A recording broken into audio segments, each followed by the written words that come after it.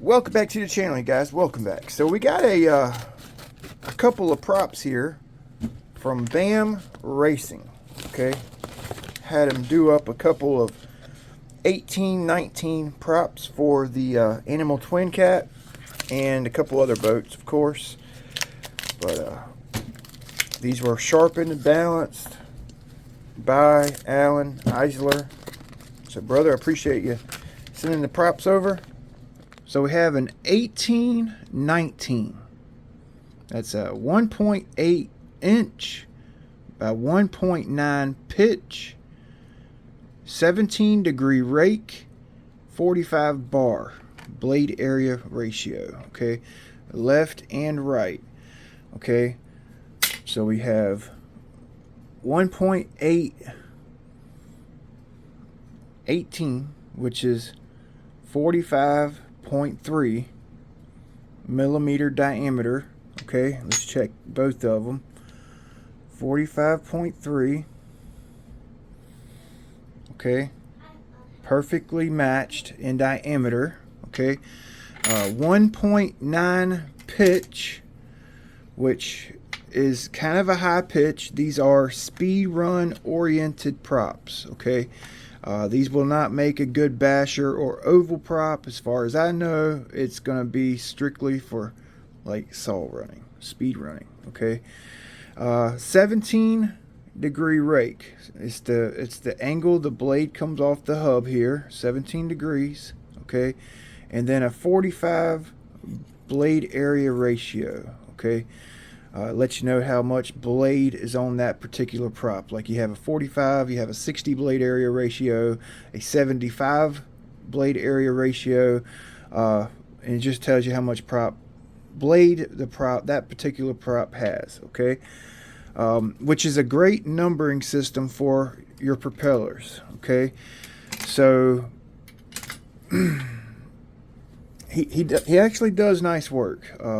He offers ABC propellers. BAM Racing Products offers ABC propellers. This deluxe prop pitch gauge. Okay, you have a gas block and an electric block, which is a little bit smaller. He makes this. He's a retired machinist, so he offers this deluxe propeller pitch gauge here. It's actually a really handy tool. Okay, when I say he, I mean Alan Eisler at BAM Racing. It's a really handy tool.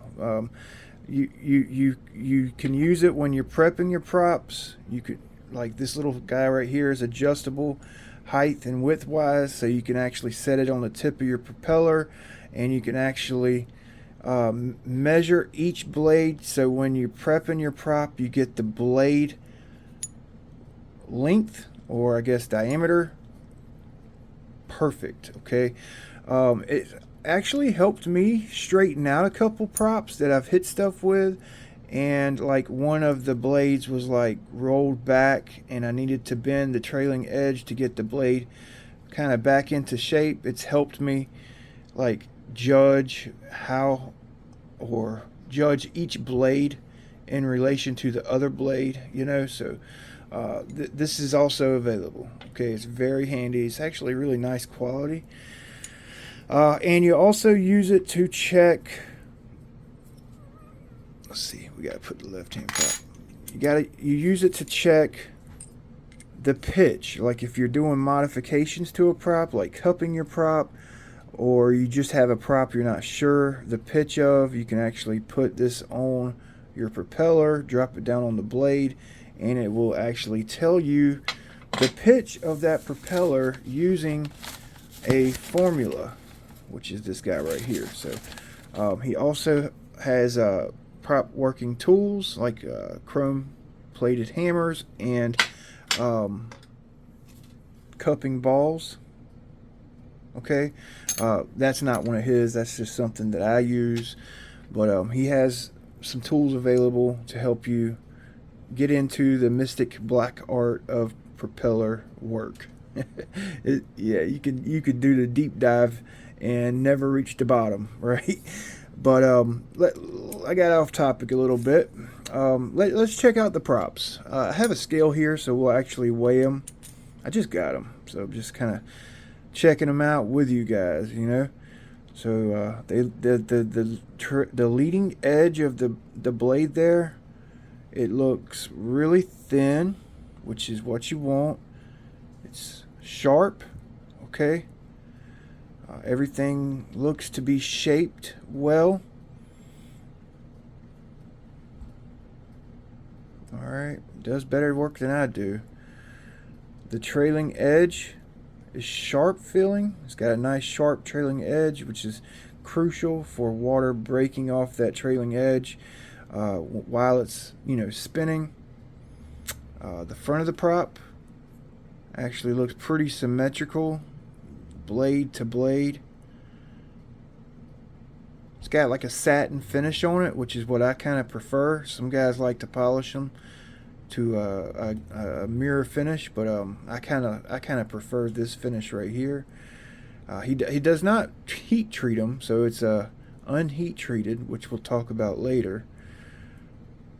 I'll actually include my heat treatment method in the description, which is actually Jim Schaefer. I got the method from Jim Schaefer at ABC Props. I'm going to talk today, just kind of jacking my jaws, you know. So nicely prepared props. So we'll throw them on a bouncer. I almost forgot to check the balance, right? That's probably the most important part, I would think. So this is a matching set, so you actually want them to be pretty close in weight, right? Within, oh god, I don't even know a good number to give you, like how you want your props, like within a certain amount of weight from each other. I don't even know what to say. I would say 1/4 gram to 3/4 of a gram, maybe a good weight to you know, base off of. So this one's 12.10 grams, and then this one right here is 12.6. So it's 1/2 gram from each other. So that's cool with me. That's cool with me. Ideally, I would think you'd want them exactly the same, but you know, 1/2 gram ain't gonna hurt shit, right? In my opinion, anyway. So they look good. They look good. He's reasonable. He's affordable, and he's timely. You know, sometimes props are out of stock, and he has to actually special order a special prop for you. So you may have to wait if you're in that scenario. But a lot of times he's got what you need in stock. You know, is what I'm trying to say. So let me find my pen here, and we'll check balance. Now, all balancers, like, just say I balanced the prop for you. The prop was perfectly balanced on my balancer, and then I send it to you, and then your balancer may be slightly off, or my balancer slightly off. But you kind of have to a little leeway when you get a balance. Oh gosh. When you get a balanced prop, give a little leeway to the guy that balanced it. You know what I'm saying? Because yours could be off, his could be slightly off. So, I mean, you'll know it. If it's real bad, really off, then you'll freaking know it. So this one looks good.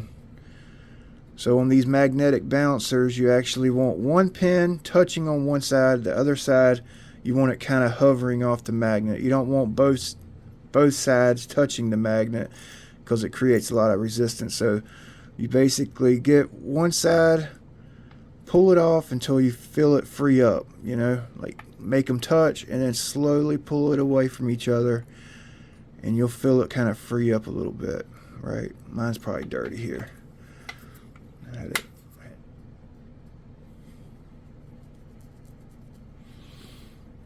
Alright, so this is the, let's see, left-hand prop.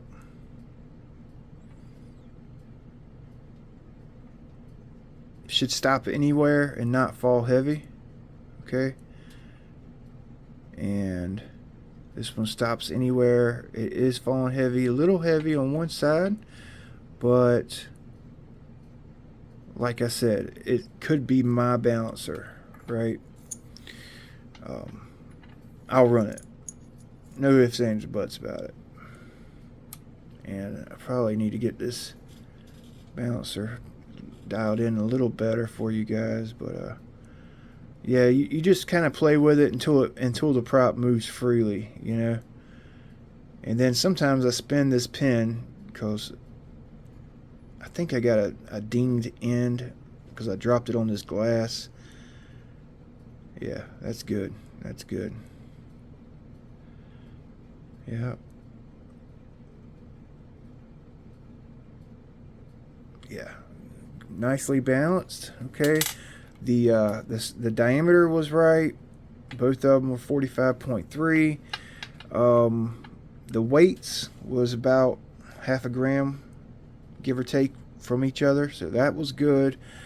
I think they're nice. I mean, you can't really ask for much more, you know.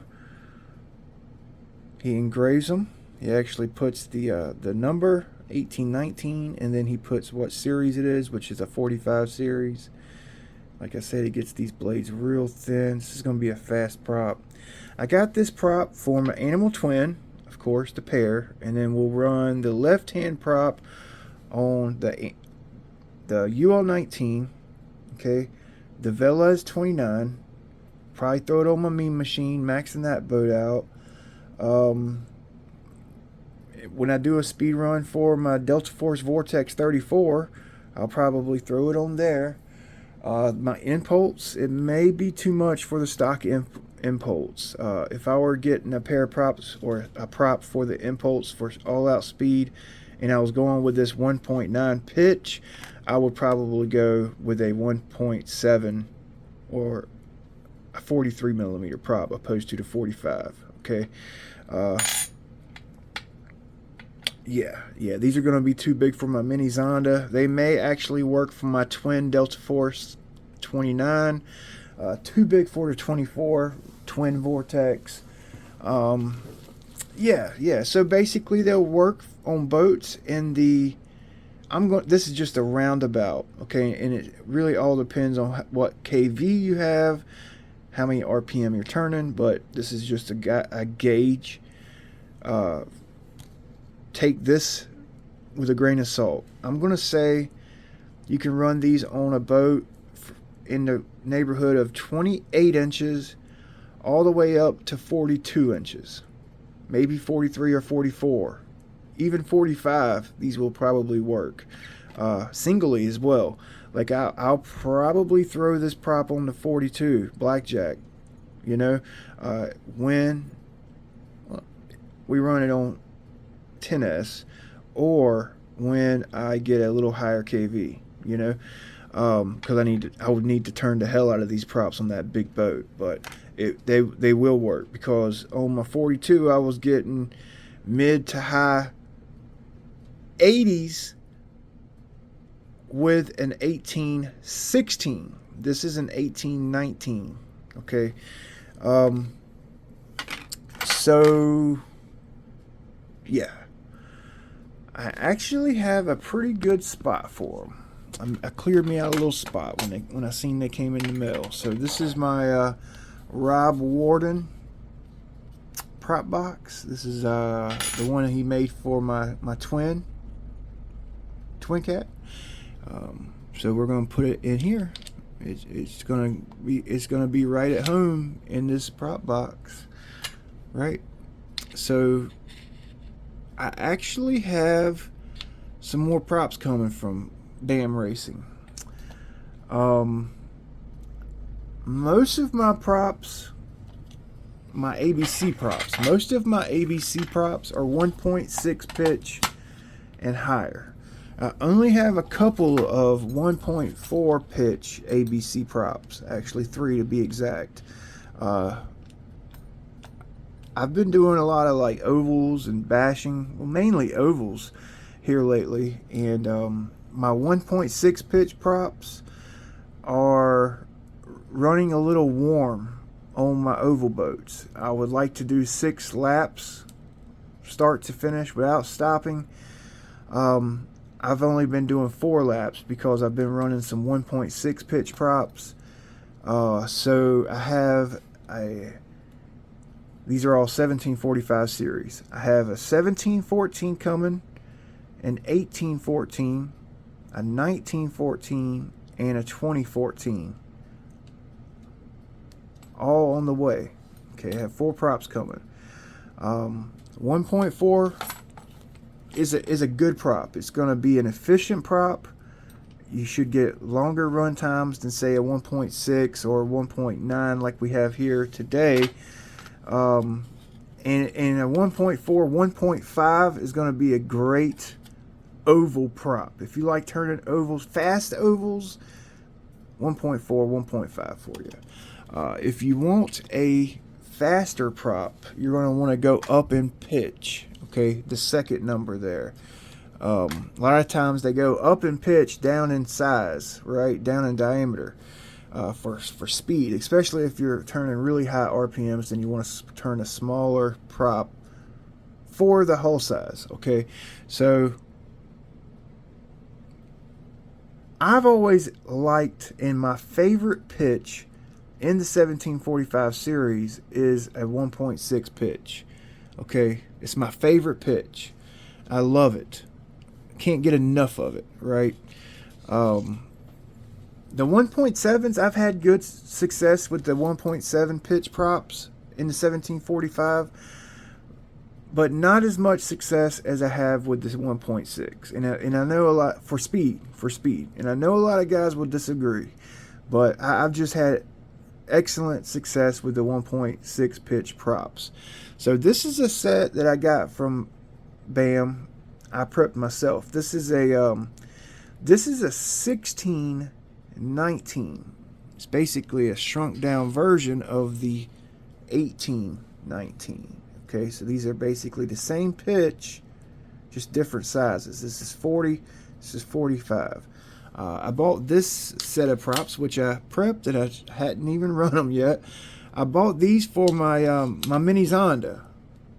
It's a high pitch. I got them to try to max that boat out, and I just haven't even run them. You know, so a 1.4 pitch propeller is going to run slightly cooler and be more efficient, and you should get a longer run time with a 1.4 versus a 1.6, 1.7, 1.9. Okay, 1.7, 1.9. Those are like a speed oriented prop. Like this guy right here, this is an all out speed prop. This is a 2.0 pitch. It's an 1820. Okay, this is an 1819. Now this one here has a different rake. It's a higher rake. Okay, fast prop. As you can tell, this prop is darker. See, this is a new prop. This is an older prop, but I've heat treated this prop. Okay, I've heat treated it. You got to, if you're serious about speed, okay, and you want your props to last, you need to heat treat them. Consider it. At least try it. So heat treating a prop, right? Heat treating a prop, hardening the beryllium will actually reduce vibration, reduce flex under load while the propeller is performing, right? High RPM, it will tend to want to straighten out the rake, okay, spinning it, centrifugal force. So hardening a prop it'll add speed to your top end, right? It'll make your props last longer, okay? So heat treating a propeller, I'll put the specs in the description. I talked to Jim Schaefer over at ABC Props years ago, and he gave me the formula. So you'll need 2 racks, one for the oven and then a cool down rack so they cool from the inside out. So you'll need to anneal the propeller first, okay? That basically preps it up for the treatment. Anneal for like 15 minutes at 340 degrees. Pull it out, put it on your cool rack, and then let it cool. and then you'll crank the heat up on your oven. Like your kitchen oven will work. You're putting beryllium in it, so it's not exactly safe for your kitchen oven. But my kitchen, I have a big oven, and then I have like a little broiler side. I use the broiler side because we really don't use it for cooking, you know. So crank it up to like 500. Crank it up to 500 degrees, 550, even 600 degrees, and you heat treat for about 40 minutes, give or take. Okay.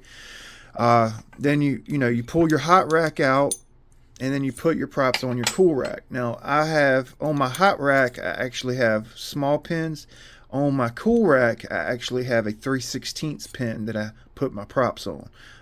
So I have two different sizes. You can do 3/16 on both, but it's just kind of how I do it. That's all I had at the time I made this one.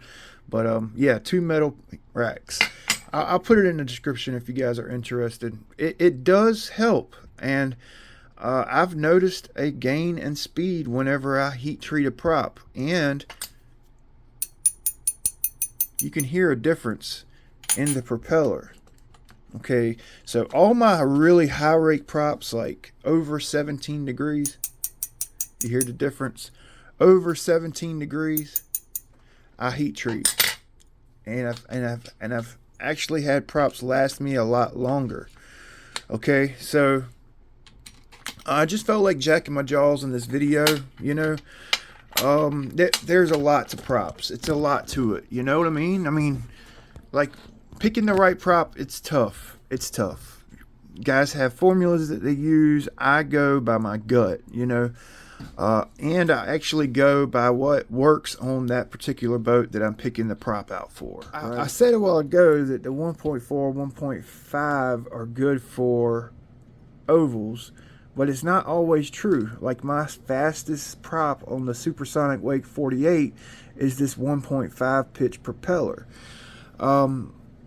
So I've tried high pitch props in the same exact size category, and I just get a better speed with the 1.5. You know, that particular hull prefers the 1.5 over a 1.8, 1.6, 1.9 pitch prop.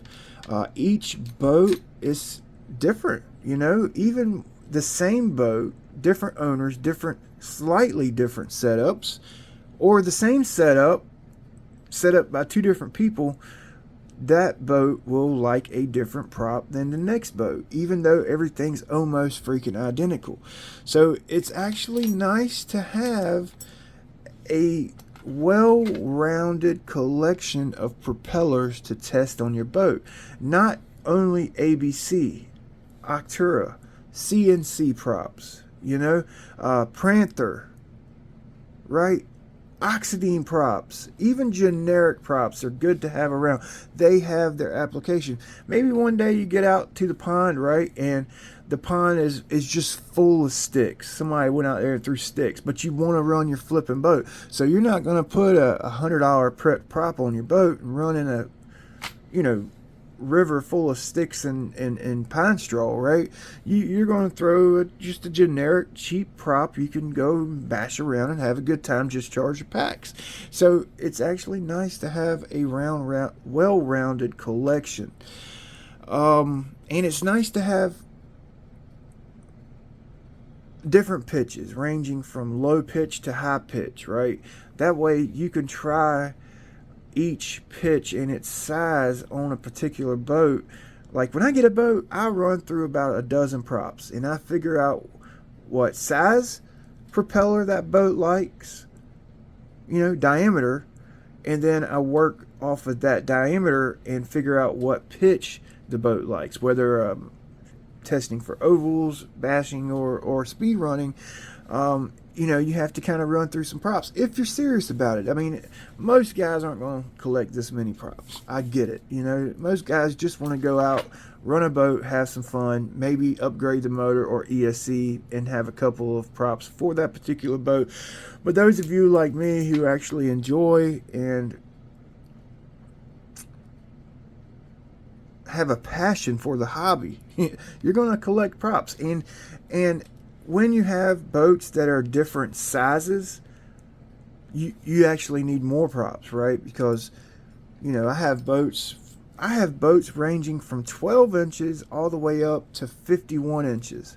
So you got to figure, right, in all in between. You know, a 12-inch boat's not going to run the same prop as a 50-inch boat, right? So personally, I like to have 2 or 3 props for each boat. So I have props ranging from 24 millimeters up to 65 millimeter.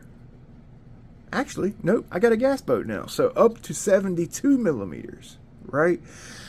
So one of these days, I haven't made a prop mod video in a while. Typically when I do, I have a lot of guys that want to call me out because I'm doing something wrong. But in my eye, there's no wrong way to, well, I guess there is. But if you're trying, there's no wrong way, right? If you're getting into prop mods, you're trying to make your props go faster, I'll say this. The designer of that prop designed that prop to be efficient and to give you the most thrust for that particular design. So there's only a few modifications you could probably do to each specific prop to make that prop better than the designer designed it. That being said, you can get more performance from a propeller by modifying it. And I need to make a video of cupping. I want to cup the tips. I need to find a good donor prop that we could test before and then get it on a ball, modify it, cup it, and then take it out and test it, right? So that's actually a good winter project because I actually have the time to do it. And you know, it's cool. I can get out to the pond. We can take our prop bending pliers out there, you know, modify it here, and then go to the water, spend a couple hours on the water, bend the prop with the pliers, kind of critique it, you know, balance it and all that, and it'll be a fun project is what I'm trying to say. And I hadn't made a video like that in a long time. So while we're on the topic of the mystic black art of prop prepping, I know I mentioned it earlier. I said I would circle back. Alan actually has some cupping balls. He has balls. This is not them. I think they're like chrome plated like this hammer, but you basically put them in your vise and you work off the ball, right? He has different sizes. I guess you can get the whole set if you wanted to, but I'm actually using these old dog bones that my buddy Jake gave me. They're off of shit. What was it? An Arma. I know it's an Arma. These are titanium. So what I did is I actually grinded the dog bone off, and it's actually a pretty round working surface. I've actually been kind of milling this down with some sandpaper. These are titanium, so they're kind of hard to work with. But I'm going to make me a set of cupping balls with this because there's a big one and a small end. So that'd be pretty cool. We'll use that and this, whatever the hell this was. I think it was off of an argon bottle. On-off switch or the wrench off of an argon, I think. Anyway, now I'm just rambling. So, Alan, I appreciate you sending the props. If you guys are interested, get up with them. Send them a message on email, or you can look up BAM Racing or Alan Eisler on Facebook. Send him a personal message there, and he'll send you a list of, you know, up-to-date list of propellers that he has or propellers that ABC offers, because ABC's always, you know, making new propellers, like designing new propellers, offering new sizes and pitches. And I tell you what, you'll probably find more props with Alan than you will anybody else. And if he don't have it, he's more than happy to get it if you're willing to wait. So very, very, very nice guy to deal with. I've had no problems, no issues.